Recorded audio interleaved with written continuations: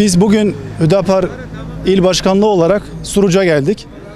Suruç'taki kardeşlerimizin büyük bir sorunu var. Şanlıurfa'yı Suruç'a bağlayan yol bizim bildiğimiz en meşhur yollardan birisi. Tarihi İpek Yol. Şanlıurfa'yı batıya bağlayan eski bildiğimiz İpek Yolu. Urfa'nın ilçeleri içerisinde en çok araç trafiğine sahip olan, o yolu kullanan günlük ortalama 10 binlerce araç o yolu kullanıyor. Yolun dar olması, duble yol olmaması kazalara tabii ki davetiye çıkarıyor.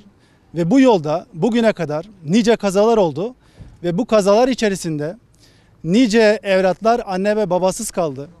Nice anne ve babalar evlatsız kaldı. Suruç bu acıyı çok yaşadı. Biz istiyoruz ki bundan sonra bu acılar yaşanmasın. Urfa'nın 14 milletvekiline sesleniyorum. Bu halk size oy verdiğinde, sizi meclise gönderdiğinde bu tür taleplerine karşılık bulmanız için size bu yetkiyi verdi. Lütfen siz de artık bugün ayağa kalkın. Şanlıurfa'yı Suruç'a bağlayan ve devamında da Bilecik'e doğru giden bu yolun duble olması için ne gerekiyorsa her şeyi yapın. Ankara'da vurulmadık bir kapı bırakmayın. Lütfen buradaki halkı yalnız bırakmayalım. Suruç asla ve asla sahipsiz değildir. Biz Hüdapar olarak, ben Hüdapar İl Başkanı olarak şunu söylüyorum. Bu yolun yapılabilmesi için sonuna kadar mücadele edeceğiz ve bu yol yapılana kadar da bu çalışmamız devam edecektir. Biz Suruçlu olarak, vatandaş olarak bizim bu yolun genişletilmesini, kazaların önlenmesi için biz bu arkadaşlardan bu yolun yapılması için, yardımcı olmaları için gereken yapılmasını talep ettik. Bizim başkanın söylediği gibi Suruç'tan Urfa'ya bağlanan yolda gerçekten çok kazalar oluyor, berbattır yani. Olacak gibi de arkadaşın dediği gibi 10 binlerce araba geçiyor günlük. Maalesef kazalara neden oluyor. Biz bunu yapılmasını talep ediyoruz. Hız limitinin biraz artırılması gerek ama buna uyulması için en azından yolların duble olması gerekiyor ki o talebimiz yerine getirsin. Yani bir Suruç Ovası olarak gerçekten bu sıkıntıları çok yaşıyoruz yani. Şöyle söylemez, ben 20 senedir burada şoförlük yapıyorum. Suruç Antep arası çalışıyorum. Türkiye'nin her yerinden geziyorum. Hiç böyle bir yol düzensizliği Suruç'ta olduğu kadar hiçbir yerde yoktur. Çok kazaları oluyor, çok insanlar mağdur oluyor. Şu yolun haline bak usta, belki siz de gidip gelmişsinizdir. İki araba yan yana zor geçiyordur. Büyüklerime sesleniyorum, lütfen bir an önce buraya bir yer atsınlar. Bize güzel bir şekilde bir yol. Burası işte otogar, hani güzel bir düzenimiz yok, bir bakımımız yok yani. Bunu dile getirmek istiyorum yani.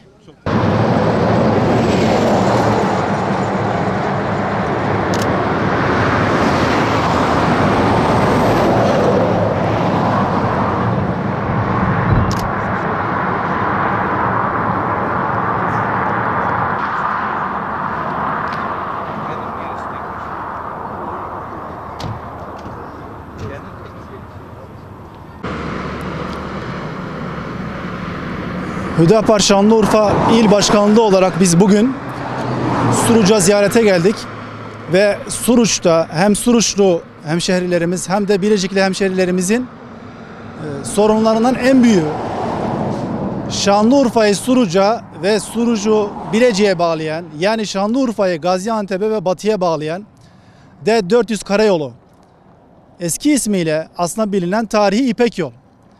Burası duble yol olmadığından dolayı, yani çift yol olmadığından dolayı yol çok dar ve bu yolun dar olmasından çok ciddi trafik kazaları oluyor. Bu trafik kazaların büyük bir çoğunluğu da ölümlü vakalarla sonuçlanıyor. Bu trafik kazalarında maalesef Urfalı, Suruçlu, Bilecikli nice ailelerin ocakları söndü. Nice babalar evlatsız, nice evlatlar annesiz ve babasız kaldı. Buradan bütün yetkililere sesleniyoruz. Bir an önce, bir an evvel Şanlıurfa'yı Suruç'a ve Bilecik'e bağlayan, yani Şanlıurfa'yı Batı'ya bağlayan, günde 10 binlerce aracın kullanmış olduğu yolun bir an önce genişletilmesi, duble yola çevrilmesini talep ediyoruz. Bütün Urfalılar, Suruçlular ve Bilecikli kardeşlerimiz adına bunu söylüyoruz. Bakın zaten görüntülerde görüyorsunuz. Yol çok dar. Ve bu darlıktan dolayı nice kazalara davetiye çıkarılıyor maalesef. Buraya geldik, esnaflarla görüştük. Suruç'a gittik. Suruç otogarındaki ilçeler arası ve ile giden, Şanlıurfa'ya giden kooperatiflerle görüştük. Yolcu taşıyan kooperatiflerle görüştük. Onlar da bu sorunlarını, sıkıntılarını dile getirdiler.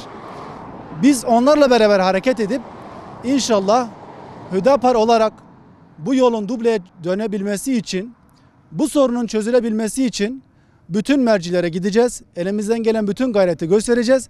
Ve bu yol yapılana kadar biz bu sorunun üzerinde sürekli çalışacağız. Sonuçlandırana kadar da devam edeceğiz. İnşallah bir an önce de çözüme kavuşmuş olacaktır. İlçemizin bu konuda gerçekten büyük bir sıkıntıları var. Yani yaşadığımız bir ilçe, defalarca taziyelere gitmek zorunda kaldık, hasta ziyaretlerine gitmek zorunda kaldık. Kazalardan sonra insanlara başsağlığı dilemek zorunda kaldık. İlçemizin bu D400 dediğimiz yolu ne yazık ki Antep il sınırı, Antep kendi il sınırına kadar olan kısmını yaptı. Yani Birecik'in öte tarafında Antep'in bitiş noktasına kadar Antep bu yolu yaptı. Bizim Urfa özelinde Urfa milletvekillerine ve Urfa'nın yöneticilerine sesleniyoruz. Diyoruz ki nasıl ki Antep kendi sınırları içerisinde bu yolu, bu D400 yolunu, yani daha doğrusu Türkiye'yi Irak ve İran'a bağlayan bu İpek yolunu sizler de Urfalı hemşerilerimizin rahat yaşayabileceği, rahat ulaşım sağlayabileceği bir yaşam haline getirin. Bu konuda gerekli girişimlerde bulunun. Gerekiyorsa yolu duble yol haline getirme açısından. Dubleli yol yapılamıyorsa en azından şeritlerin çoğaltılması şeklinde yolun genişletilmesini istiyoruz. Bu konuda biz il başkanlığımızla birlikte ilçemizde gerekli ziyaretlerde bulunduk. İstiyoruz ki sesimiz Ankara'dan duyulsun. Urfa'mızın 14 tane milletvekili var. Bu 14 milletvekilimiz Suruç'umuzun, özelde Suruç'un, genelde Urfa ilimizin bütün sıkıntılarına ve şu anda kanayan bir yarası olan D400 yoluna bir an önce el atmalarını istiyoruz. Bu konuda biz İlki Haber Ajansı'na tekrar teşekkür ediyoruz bu ilgili ve alakalarından dolayı. Görüldüğü üzere burası Urfa Birecik Karayolu. Ve ben de bizzat kendim de şahit olduğum üzere şu arkamda gördüğünüz viraj üzerinde onlarca defa kaza yaşandı bugüne kadar ve hala da yaşanmaktadır. Dolayısıyla Gaziantep'ten Nizip'e kadar gelen duble yol Nizip sınırları dahilinde durduruldu. Aynı şekilde Urfa'nın çıkışından itibaren Hilvan'dan başlayarak Hilvan yolu üzerinden başlayarak ta Diyarbakır'a kadar duble olmasına rağmen yalnızca Urfa ve Birecik arası yolumuz dar bir yol olarak kalmaktadır. Dolayısıyla biz bu konuda yetkililerin biraz kendilerine inisiyatif alarak toplumun bu sorununu giderme, ulaşımı biraz daha kolaylaştırma adına herkesin üzerine düşeni yerine getirmelerini davet ediyorum. Bizim bu Gaziantep Şanlıurfa'da 400 karayolu bir an önce duble olmasını istiyoruz. Burada gördüğümüz kadar çok kaza oluyor. Şanlıurfa'dan Organ Sanayi Bölgesi'ne kadar yapılmış duble yol. Bir de Gaziantep ta Bilecik'e kadar, Fırat Nehri'ne kadar yapılmış. Tek bu ara kalmış. Bu ara bir an önce yapılmasını istiyoruz. Çünkü çok aileler kaza yapıyor, perişan olurlar.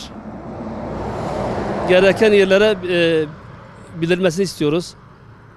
Özellikle yani Ankara haberdar olmasını istiyoruz.